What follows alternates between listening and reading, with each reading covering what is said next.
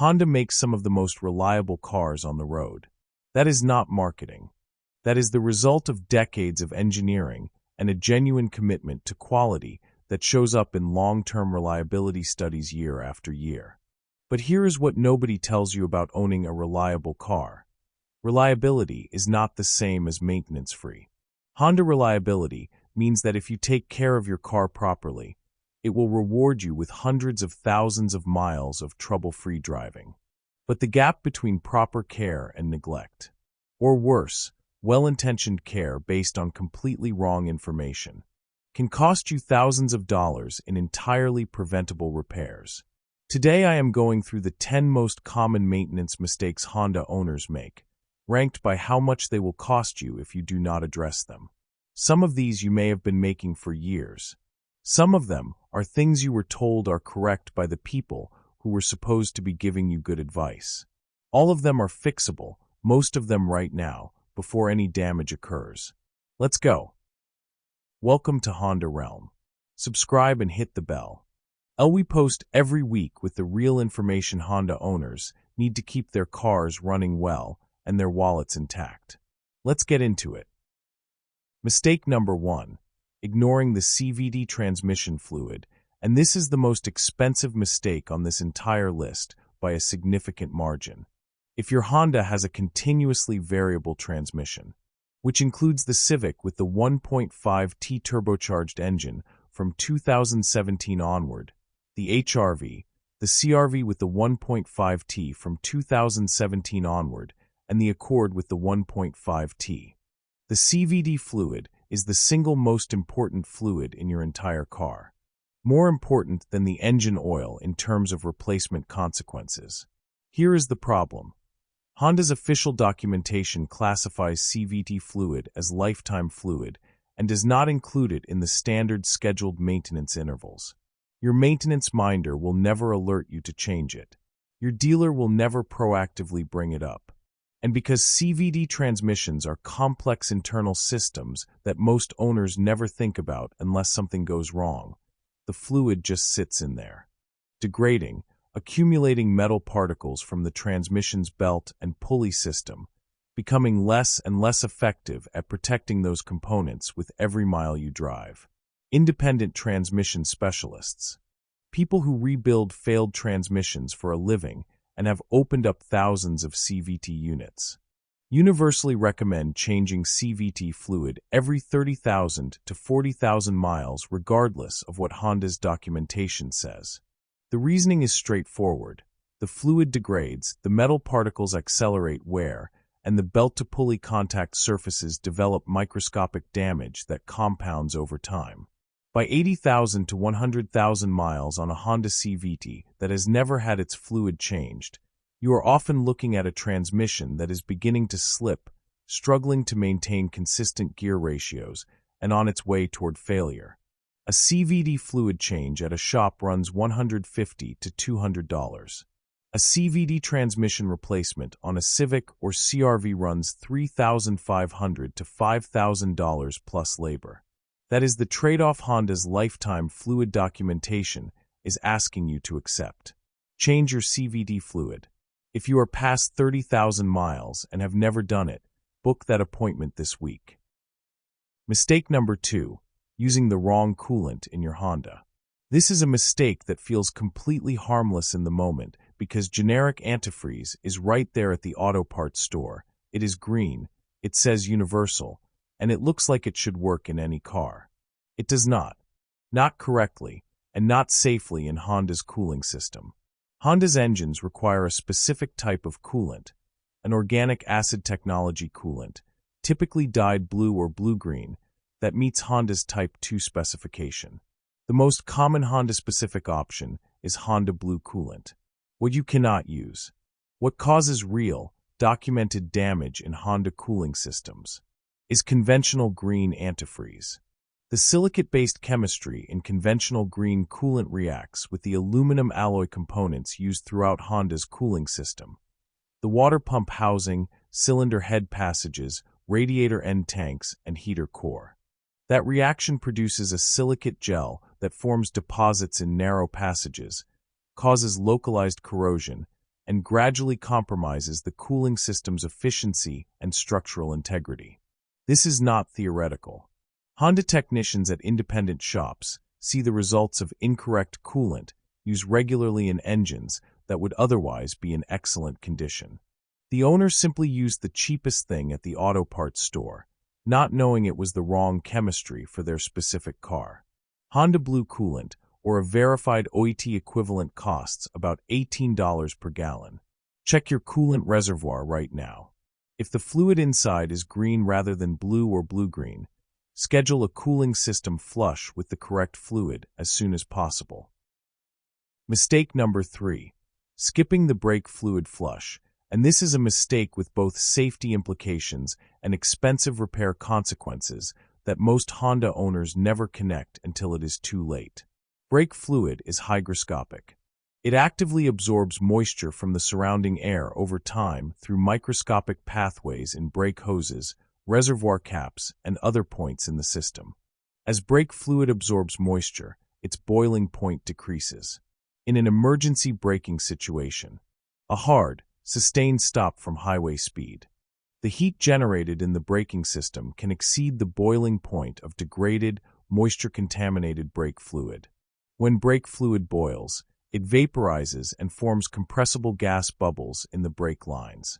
Compressible gas in a hydraulic system means your brake pedal can go soft or go all the way to the floor at the exact moment you most need reliable, consistent braking. This is called brake fade, and it is the reason brake fluid condition is a safety issue, not just a maintenance line item. Honda's recommended interval for brake fluid replacement is every 3 years regardless of mileage. Most Honda owners never do it and have never been told they should. The secondary consequence of neglected brake fluid is corrosion inside the ABS module, a precision hydraulic control unit that manages your anti-lock brake system. As moisture-contaminated fluid sits in the ABS module, it corrodes the internal valves and passages.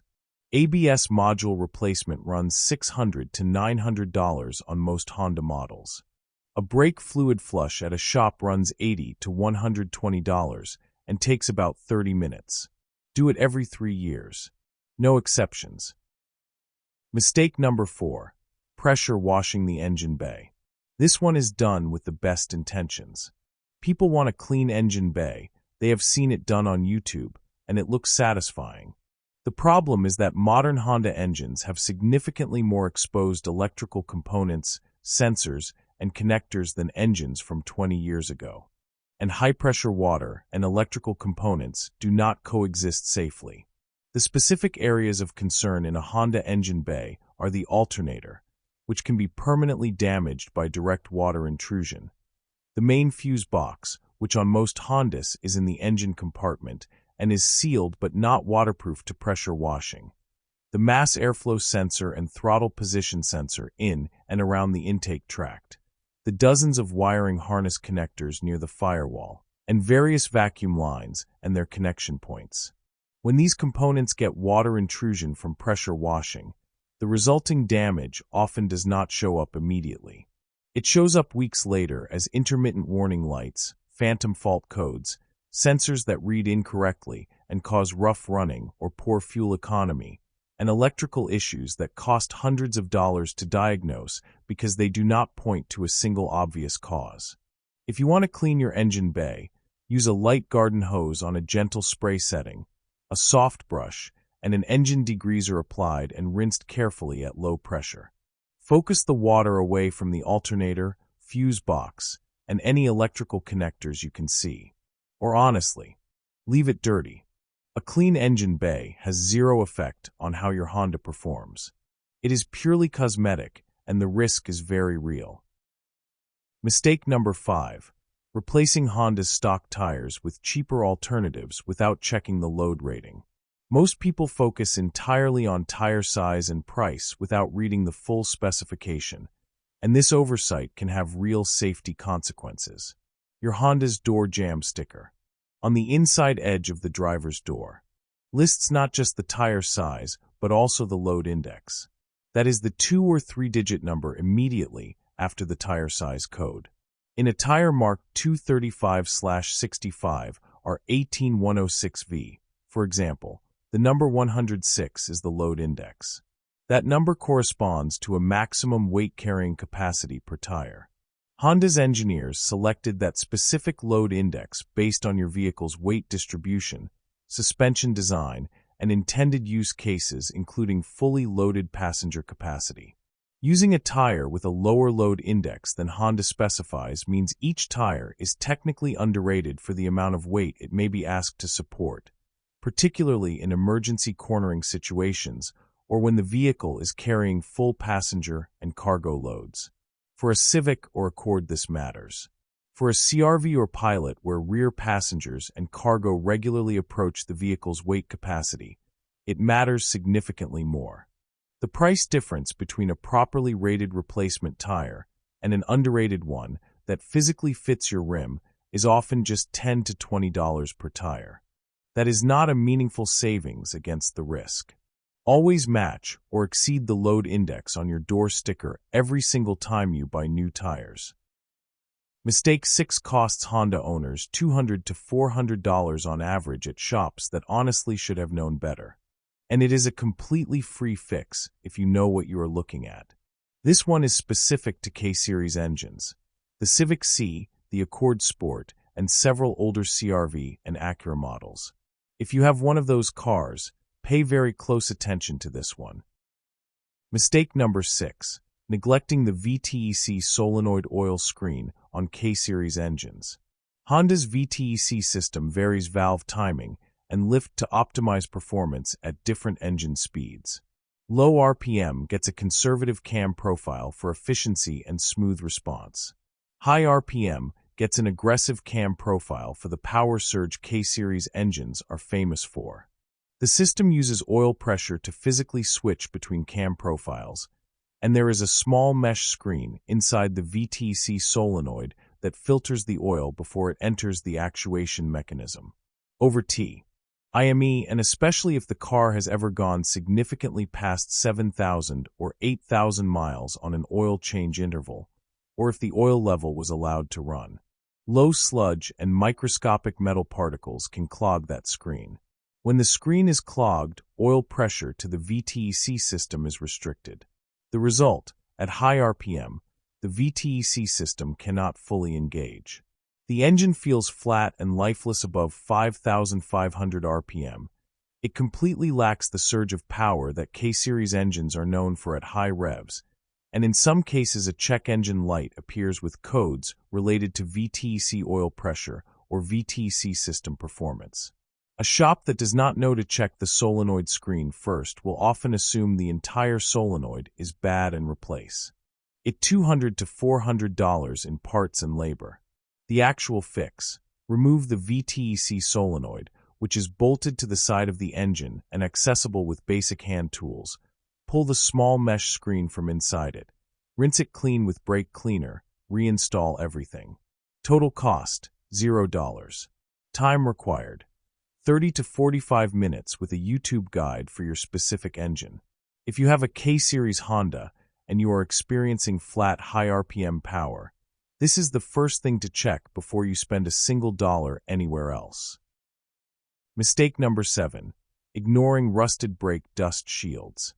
And this mistake costs Honda owners in Rust Belt states real money every year because it produces a symptom that sounds exactly like worn brake pads and gets misdiagnosed constantly.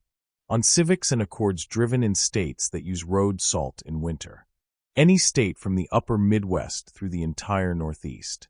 The thin metal shields that sit just behind each brake rotor corrode faster than the rest of the brake assembly. These shields are stamped from thin sheet metal and are essentially unprotected from road salt exposure. As they corrode through 2, 3, or 4 winters, they can warp and deform enough to make light contact with the spinning rotor surface.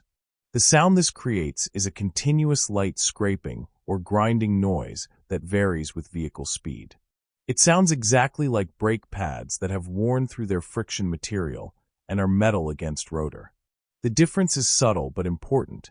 Brake pad wear makes a high-pitched squeal or grinding that gets worse during braking. Dust shield contact makes a scraping noise that is present whether you are braking or not, and does not get significantly louder when you apply the brakes. Thousands of Honda owners every year bring their car in with brake noise complaints, get quoted for new rotors and pads they do not actually need, and pay $300 to $600 for a repair when the actual cause was a corroded dust shield that costs nothing to simply bend back into clearance. Before any brake job on a Honda that is 5 or more years old in a northern state, ask specifically, have you inspected the brake dust shields for contact with the rotor? That question alone can save you hundreds of dollars. Mistake number 8. Using rotating brush automatic car washes on a regular basis. I want to be precise here because this is not about one wash ruining your car. It is about what happens to your paint over 2 to 3 years of regular brush wash use. Honda's clear coat formulation, particularly on metallic paint colors from the 2017 to 2022 model years, including Sonic Gray Pearl, Lunar Silver Metallic, Aegean Blue Metallic, and others, is softer than the clear coat used by some other manufacturers. This is a deliberate choice that makes the paint more resistant to small impacts and rock chips. But it also means the surface is more vulnerable to the microabrasion caused by rotating brush bristles. Those bristles are in contact with the car ahead of you before they touch yours. They pick up grit, fine debris, and small particles from previous vehicles and drag those abrasives across your paint. Over dozens of wash cycles, those contacts create micro-scratches across your clear coat that individually are invisible but collectively create a hazy appearance in direct sunlight. Your paint stops looking deep and reflective and starts looking flat and dull. The fix going forward is simple. Use touchless automatic washes for convenience washes, or hand wash with a proper 2-bucket method. A touchless wash does not scrub your paint at all. It relies entirely on water pressure and detergent chemistry. Your Honda's paint, and your resale value, will look dramatically better at 7 years with this one change. It costs you nothing extra compared to a brush wash. Mistake number 9. Paying for a diagnostic before asking about PCM software updates. Most Honda owners have no idea that Honda regularly releases free software updates for the powertrain control module, the engine computer that controls fueling, ignition timing, and transmission behavior. These updates are issued as technical service bulletins to Honda dealers and applied free of charge under warranty. They specifically address known issues that owners are experiencing: rough idle at operating temperature, hesitation on light throttle, transmission shudder or hunting between gears, poor fuel economy compared to EPA estimates. Here is where the mistake happens. An owner brings the car in with one of these symptoms. The service advisor runs a diagnostic scan and charges a diagnostic fee, typically $100 to $150. The scan identifies a fault code, and the advisor recommends parts or labor to address the symptom. The free PCM software update that Honda released specifically to fix that exact symptom gets overlooked or simply not mentioned. The correct approach before paying for any diagnostic on a running symptom at a Honda dealer is to say these words to the service advisor. Before you charge me for a diagnostic, can you check whether there is an open technical service bulletin or PCM software update for my VIN related to this symptom? A thorough service advisor will check the TSB database immediately. If there is a software update that applies, it gets applied free under warranty, and the symptom is often completely resolved without any parts. If the advisor seems resistant to checking, ask for the service manager. This one sentence has saved many Honda owners hundreds of dollars in unnecessary diagnostic and repair charges. Mistake number 10. Paying out of pocket for the 10th generation Civic suspension clunk without knowing about TSB 19-019. If you own a Honda Civic from the 2016 to 2021 model years, that is the 10th generation body style, and you hear a clunking, knocking, or popping sound from the front suspension when going over speed bumps, expansion joints, or rough pavement at low speed, you are not imagining it, and you are very far from alone. This is a widely documented and acknowledged issue with the front lower ball joint and front compliance bushing on these vehicles. The suspension geometry places specific stress on these components during normal urban driving in a way that causes them to develop looseness earlier than expected for a Honda. Honda issued Technical Service Bulletin 19-019 specifically addressing this problem and providing a repair procedure for affected vehicles. Additionally, for certain VIN ranges and geographic markets, Honda extended warranty coverage on the affected components beyond the standard warranty period following a significant volume of owner complaints. The problem: Honda owners who walked into a dealership not knowing about TSB 19-019 were often told this was normal suspension wear, not covered under warranty, and were quoted $800 to $1,500 for the repair. Owners who went in specifically knowing about TSB 19-019 and whose VIN fell within the extended coverage window had the identical repair done for free. If you have this issue, go to a Honda dealer and say specifically, "I am experiencing a front suspension clunk, and I want to know if TSB 19-019 applies to my VIN and if any extended warranty coverage applies to this repair." Write those exact words down. If you already paid for this repair out of pocket, and it should have been covered, contact Honda Customer Relations directly. There have been documented cases of Honda reimbursing owners after the fact when the warranty coverage should have applied and was not correctly offered. 10 mistakes and the repairs they cause represent tens of thousands of dollars that Honda owners lose every single year because of bad information, overlooked documentation, or maintenance guidance that benefits the service department more than it benefits your car. If you are watching this and you recognize one or two things you have been doing wrong, do not panic. Most of these are addressable right now before they develop into serious damage. The CVD fluid is the most urgent if you are past 30,000 miles and have never changed it. The brake fluid is the most urgent from a pure safety standpoint if you have never had it flushed. Address those two first. Share this video with every Honda owner you know. The more people have this information, the more money stays with the people who worked hard to buy their cars. Subscribe to Honda Realm and hit the bell. Next week we are covering 5 Honda models that independent mechanics quietly dread seeing pull into their shop, and what that means for you as a current owner or a buyer considering one of these models. That is next week. I will see you then.